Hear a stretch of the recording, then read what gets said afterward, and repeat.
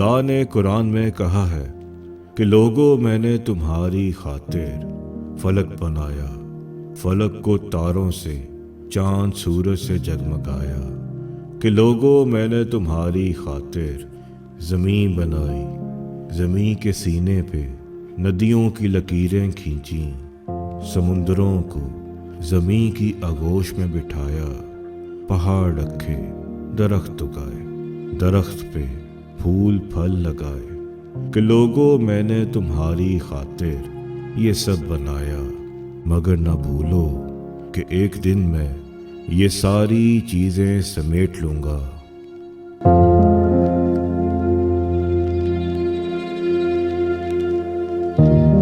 बस उस दिन से डर लगता है जब सब कुछ हम इंसानों के लिए है, तो इसकी हिफाजत और इसमें राहत महसूस करना भी हमारी जिम्मेदारी है। कुदरत के करिश्मों से लुत्फ़अंदोज़ ज़रूर हों, मगर उन्हें नुकसान ना पहुँचाएं। क्या पता हमारा रब कब हमसे खफा हो जाए।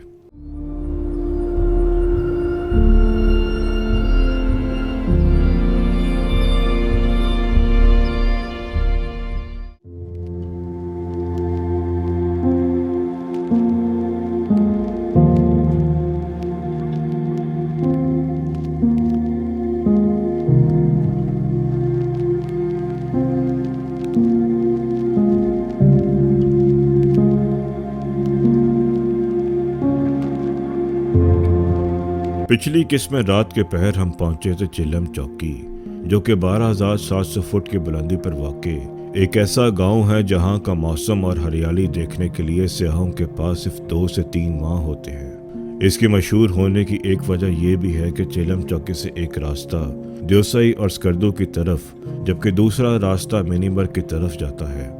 मिनीमर्ग जो कि लाइन ऑफ कंट्रोल है और आगे आज़ाद और मकबूजा कश्मीर से भी मिलती है।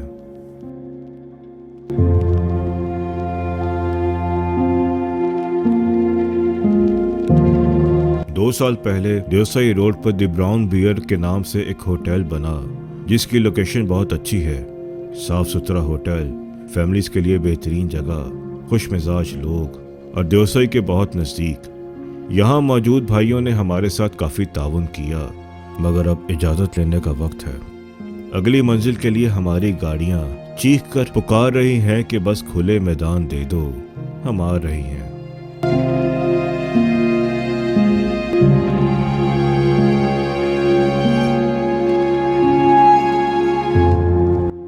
चिलम चौकी आए हैं, मगर इसके बारे में भी आप सब जानते हैं, तो यहाँ से थोड़ा और आगे चलते हैं।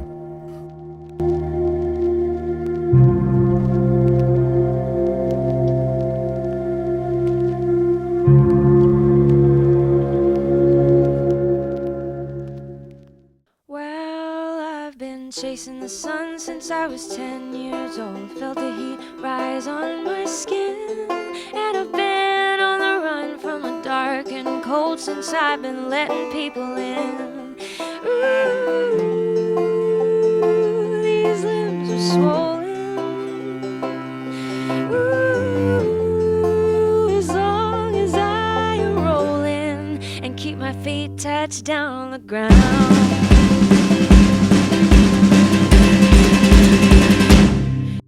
होटल से निकलकर कुछ मीटर ही आगे गए थे कि काले बादलों ने घेरा डाल लिया और रिमझिम बारिश बरसने लगी। हाँ, याद रहे कि देवसई की एंट्री फीस फी बंदा अब 500 रुपये है।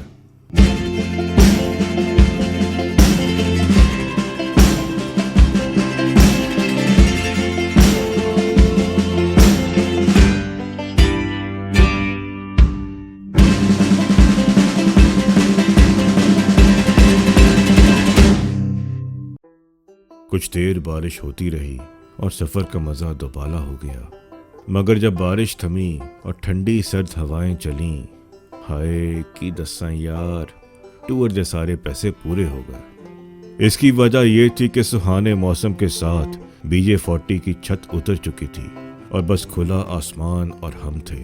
देवसई की दूर तक फैली गहराइयाँ थीं, सब्ज़ा ही सब्ज़ा, और बहुत जल्द श्योसर झील का नज़ारा आने वाला था।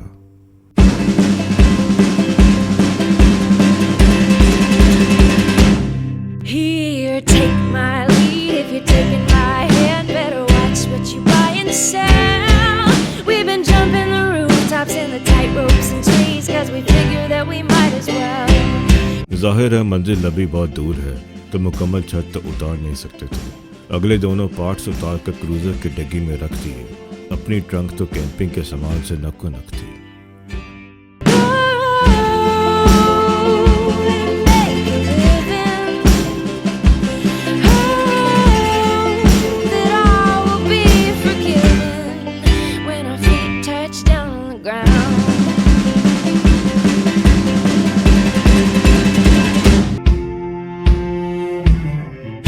बारी आती है राहगीर नंबर 4 की, डॉक्टर हारिस रबानी, मेरा बहुत पुराना और अच्छा दोस्त।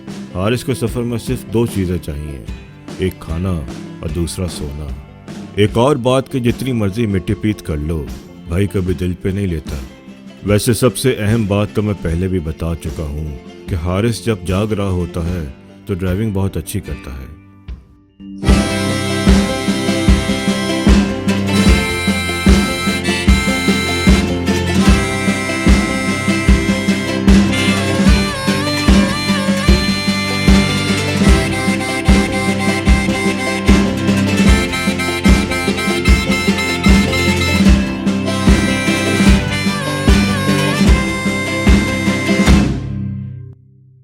हम 8 में से 4 मेंबर्स ने देवसाई के दर्शन पहली दफ़ा किए थे, तो उनकी एक्साइटमेंट कुछ अलग ही लेवल पर थी। ऐसे ही बातों और BJ40 के खुले डुले माहौल को एंजॉय करते हम पहुंच गए श्योसर झील, जो कि देवसाई प्लेन्स का नोन हाईएस्ट पॉइंट माना जाता है। Will you meet me by the water when the sun goes down? Bring the whiskey in your walking shoes. We can move through the desert with its thorns and nails, but we'll be moving any way we choose. My heart's a wandering vessel, but even I can recognize the threshold and keep my feet touched down on the ground.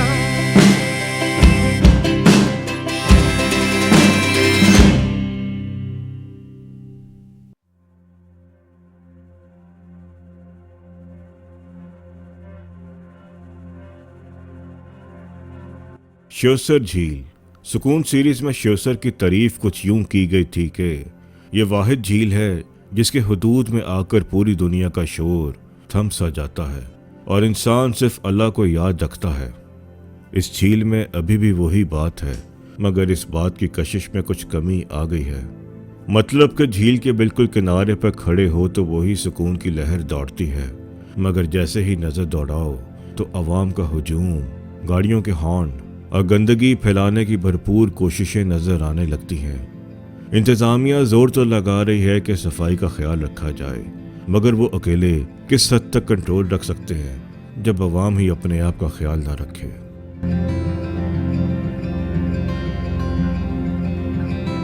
इंतज़ामिया ने एक काम बहुत खूब किया है कि ऐसी high altitude जगह पर वाईफाई की सहूलत मुयस्सर कर दी है। इससे टूरिज्म को बहुत बूस्ट मिलेगा, मगर तब जब इसका पासवर्ड भी वो पब्लिक के लिए आम कर देंगे। यहाँ किसी को पता ही नहीं कि इसका पासवर्ड क्या है। खैर वो अलग बात है कि शायद जिसको पता होगा वो शख्स उस वक्त वहाँ मौजूद नहीं था। वैसे पासवर्ड इस पर लिखा भी जा सकता है।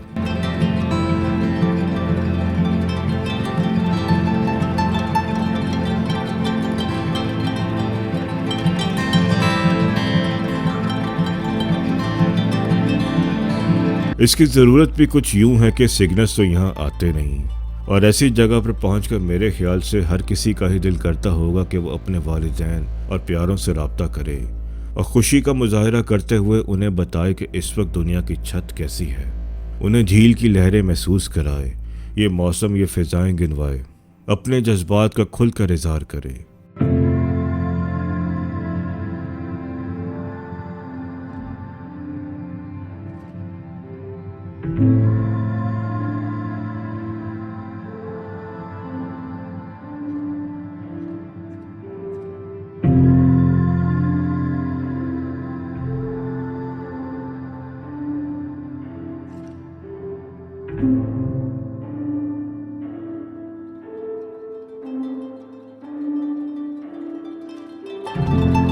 ऐसी जगह आकर हर किसी के चेहरे पे बेचैनी नजर आती है। किसी को अपने वालिदैन की आवाज़ सुनने की बेचैनी, किसी को बहुत करीबी दोस्त से बात करने की बेचैनी, किसी को माशूक से तो किसी को अपने बच्चों से, किसी को खैर खबर देनी है तो किसी को खैरियत लेनी है और बताना है कि इस वक्त वो दुनिया के जन्नत से मिलते जुलते बेहतरीन मकाम पर मौजूद है, क्योंकि ये वो जगह है जहाँ पहुँचकर मेरे जैसे लोगों के 10-15 साल पुराने ख्वाब पूरे हुए हैं।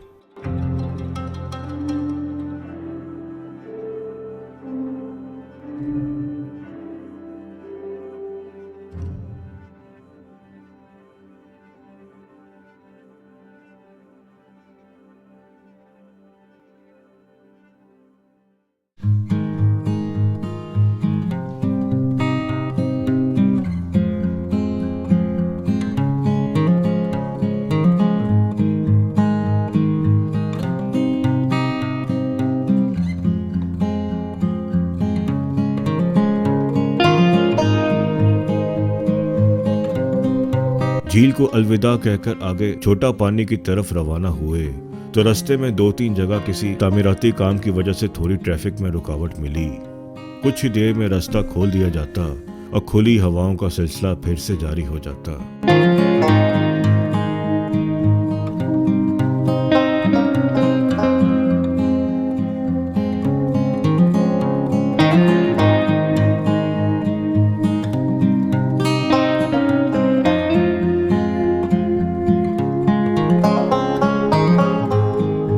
एक पॉइंट आया जहां मट्टी काफी थी और वहीं पे लोकल ड्राइवर का फुल स्पीड में गुजरना भी लाजिम था। वो इस तरह हमें क्रॉस करके गया कि उसकी उड़ाई हुई तमाम मट्टी से हम और गाड़ी का इंटीरियर नहला दिए गए। बस पे छोटा पानी पहुंचकर छत बंद कर दी क्योंकि आगे का सफर मजीद खराब हो चुका था।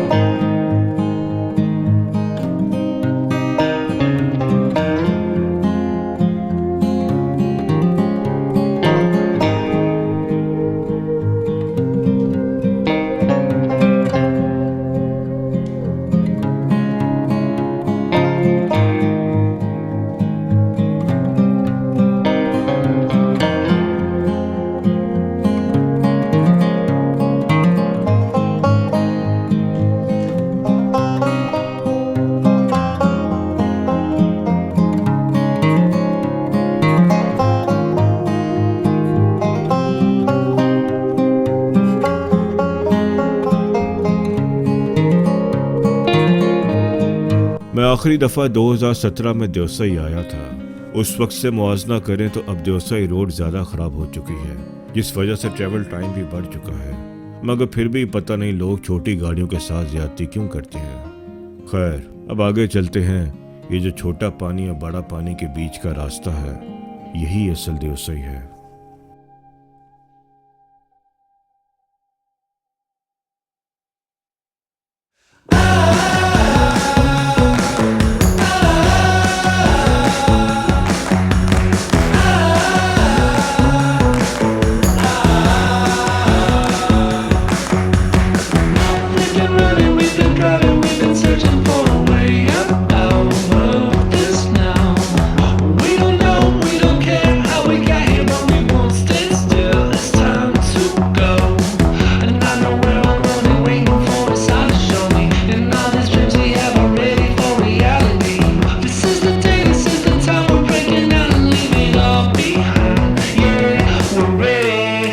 देवसई गिलगित बल्तिस्तान के ज़िला स्कर्दू में वाक़े मैदानों का एक ना ख़त्म होने वाला सिलसिला है।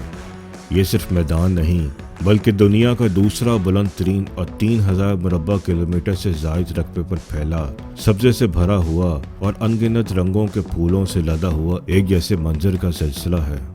यहाँ सिर्फ बर्फ़पोश पहाड़ और सब्ज़ मैदान है।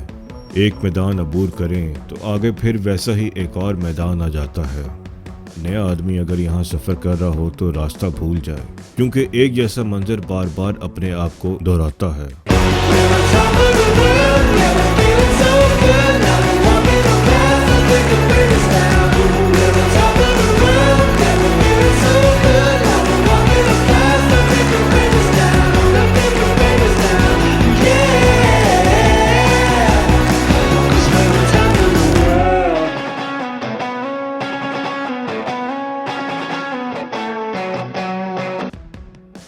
मैदान में बल खाती कच्ची सड़क से दूर बर्फ पोश पहाड़ दिखाई तो देते हैं, मगर जिस पहाड़ के भी करीब पहुंचने लगो तो नया मैदान बीच में आकर उसे फिर से दूर कर देता है।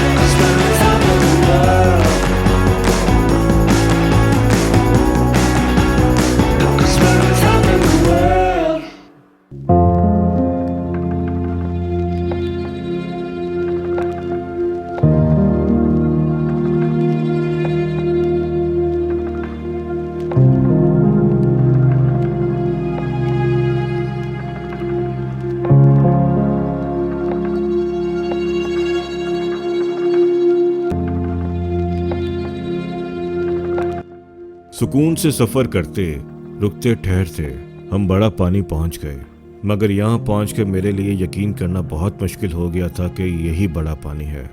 इस जगह की असल खूबसूरती तो कोसों दूर थी, लेकिन ये मंजर मुझे मजाक सा लग रहा था।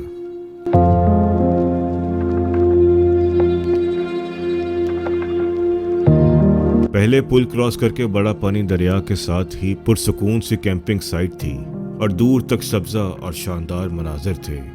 अब उससे कई ज्यादा कैंप होटल्स पुल और बड़ा पानी के हदूद से काफी पीछे हटकर सूखी घास पर अपनी जड़ें मजबूत किए बैठे हैं। यकीन करो, ये सीन देखकर दिल टूट कर चकनाचूर हो गया और दोसई के जो सारे मनाजिर पीछे देखकर आया था सब मध्यम पड़ गया।